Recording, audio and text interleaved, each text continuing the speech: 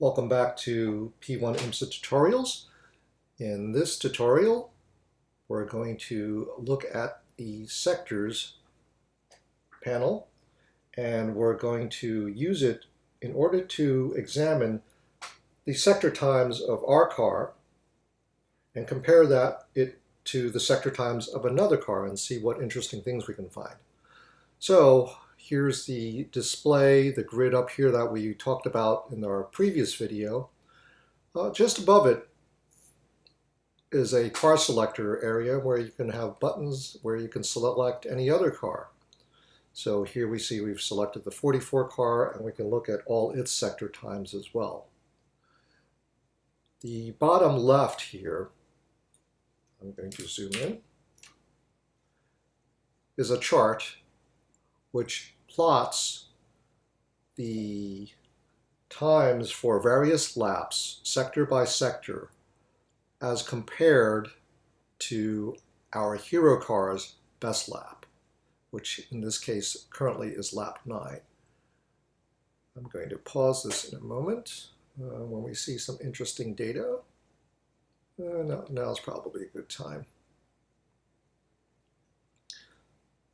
And the way we read this graph is we notice that the x-axis are the sectors 1 through 8, and the y-axis has a 0 here, and then the number of seconds a lap is faster than us in seconds or slower than us below this line. So this line, the 0 line, represents the hero's best lap. So everything is compared as a difference of some particular lap. Let's say we're looking at this one, the working lap, 15 right now, which is this blue line, relative to our hero's best lap.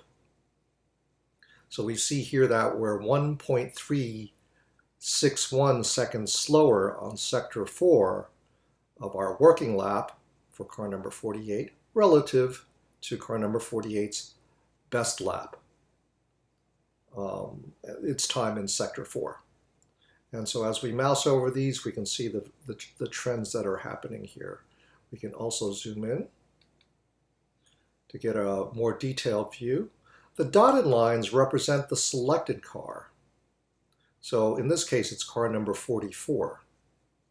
And we see here that car number 44 at this point, let's take a look at his orange dotted line, which is right around here, says his best lap, lap 12, was 0.295 seconds faster in sector 3 than our number 48 car's time in its best lap in sector 3.